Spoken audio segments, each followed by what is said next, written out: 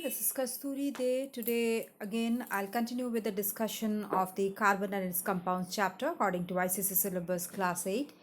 So, my today I'll start with the discussion of wood charcoal. I will continue with that. In my last video, I told you about how the wood charcoal is prepared naturally as well as in the laboratory. Okay, and I'll also discussed about the physical properties of the wood charcoal. So I'll start with that only.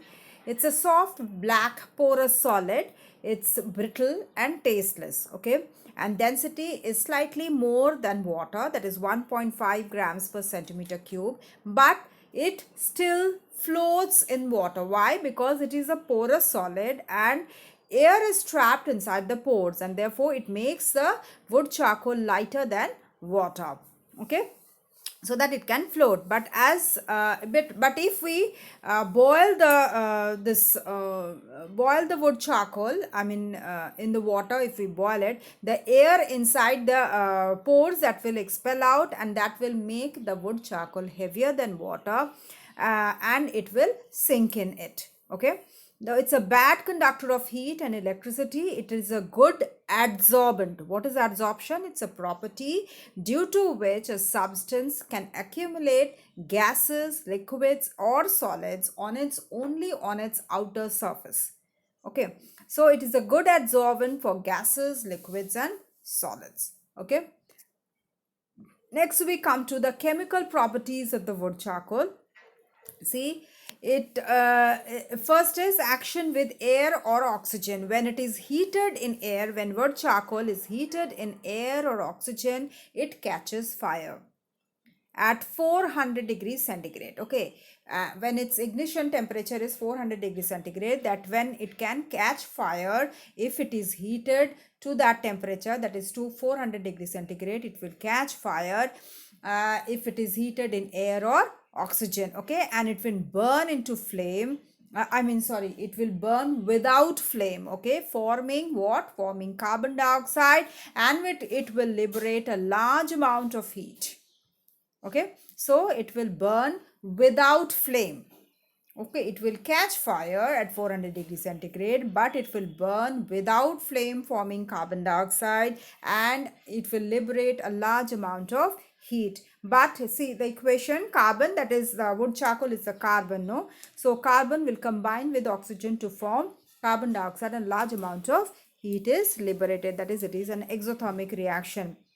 But when it is heated in limited supply of air, okay, then it will produce carbon monoxide instead of carbon dioxide.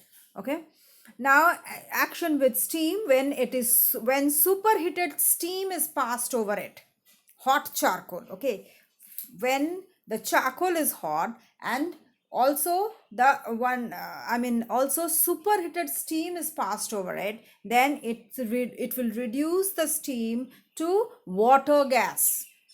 Okay, it will reduce the steam is nothing but water. Okay, so we know that its formula is H2O. So carbon, that is white hot charcoal, combined with steam, it will give us water gas, that is carbon monoxide and hydrogen. Now action with metallic oxides, when oxides of zinc, lead, tin, iron, or copper are mixed with powdered charcoal and heated. Okay, then what will happen?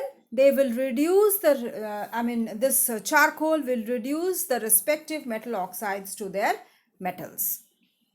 Okay, so what we will do? We will heat the oxides of zinc, lead, tin, iron, and copper, and it heat with powdered charcoal, and heated with strongly heat strongly, and that will reduce them into metals. Like copper oxide, when combining with copper, that is carbon, that is charcoal, it will reduce the copper oxide to copper, and carbon monoxide will be formed. Like that, ferric oxide, when combining with charcoal, it will form ferrous metal, and then carbon monoxide will be formed. Okay, next we'll come to the uses of the wood charcoal.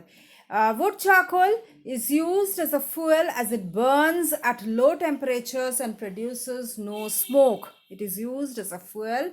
Why? Because it can burn at low temperature and it will produce no smoke. Okay, then it can be used extensively as a reducing agent in the extraction of metals from their respective metallic oxides. In the chemical properties, we have seen that it acts as a reducing agent, reducing the metal oxides to their respective metals. So for that reason, it can be used as a reducing agent. Then it is used to prepare water gas, which in turn it is used as an important industrial fuel. Then it is used as an important constituent of gunpowder. The other constituents are nitre and sulfur. As it is a good adsorbent agent, it can be used in military and industrial gas mask to absorb harmful gases, poisonous and foul smelling gases. It can absorb, which is produced in military or industrial industries. Okay, for absorbing the gas masks. Okay, poisonous gas masks. Then in the form of tablets by persons suffering from indigestion and gastric problems. If a person suffers from indigestion or gastric problems, tablets are given to this persons. Okay, so they can absorb what stomach gases that relieves and thus relieving the person from gas pressure.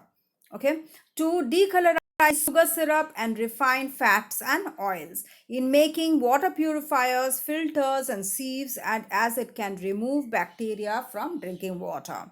Okay, it can remove bacteria, it can remove the bacteria from drinking water, so it can be used as water purifier, filters and sieves also. Then it is used as an ingredient of Ayurvedic dental powder, as it can absorb foul smelling gases produced by decaying food materials.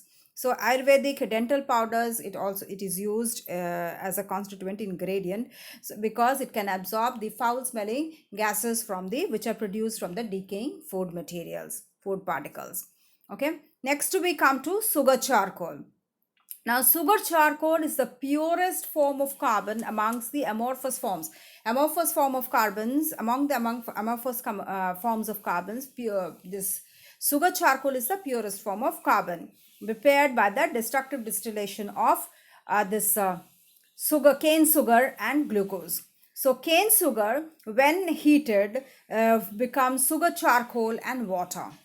Okay, so the formula is given as C12H22O11. If heat is given, we get 12C and H2O. Now, it can also be prepared by dehydration of the cane sugar or glucose in the presence of concentrated sulfuric acid. If in the presence of concentrated sulfuric acid, if we dehydrate the cane sugar or glucose, then we can prepare this sugar charcoal. The acid will remove the water, leaving behind the carbon. Okay, the uses are, they are used mostly as a reducing agent to extract metals from their respective oxides. They are used to decolorize colored solutions, used to prepare artificial diamonds. Like sugar charcoal, when it is heated to very high temperature, almost 3000 to 3500 degrees centigrade, then artificial diamonds are formed. Okay,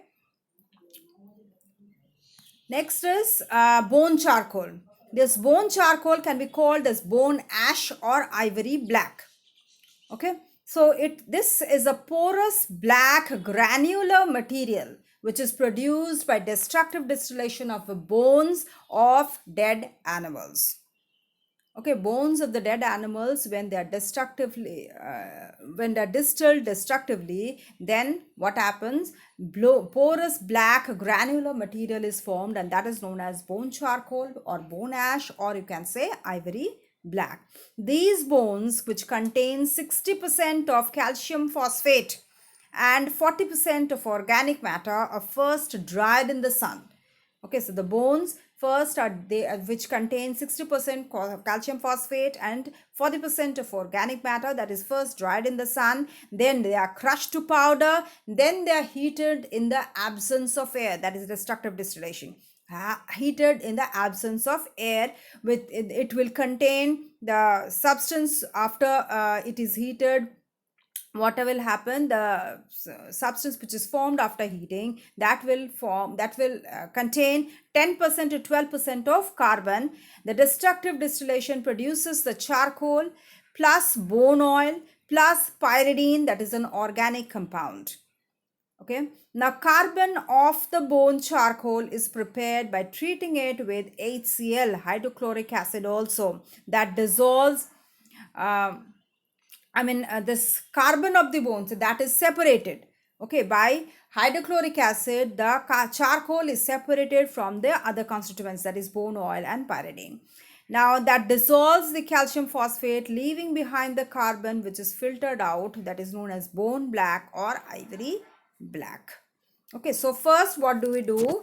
First we dry the bones in the sun, then it is heated, then it will that is heated in the absence of air, and that will give us what? Charcoal, bone oil and pyridine. Then it is treated with HCl, and that will dissolve the calcium phosphate, leaving behind the carbon. What will it be? It will be the bone black or ivory black, or you can say the bone charcoal.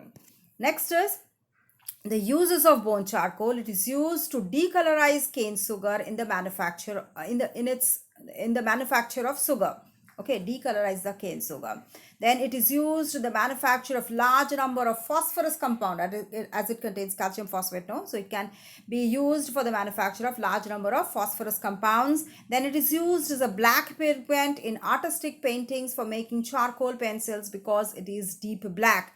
Then it is used to filter aquarium water, and then it is used to remove excess of fluoride from water, which causes to decay. It is also used in the excess of fluoride, remove the excess of fluoride which is present in the water, which can cause tooth decay. Okay, so I'll stop here. I'll continue with the rest of the discussions in my next video.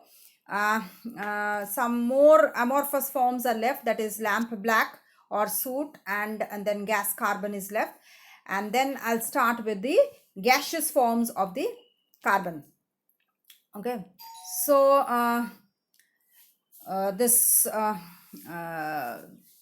share with your friends. If you have any doubt, please write in the comment box, and do subscribe to get the notification of my next video. Please do subscribe.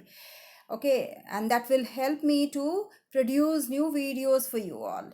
Thank you for watching, and have a good day.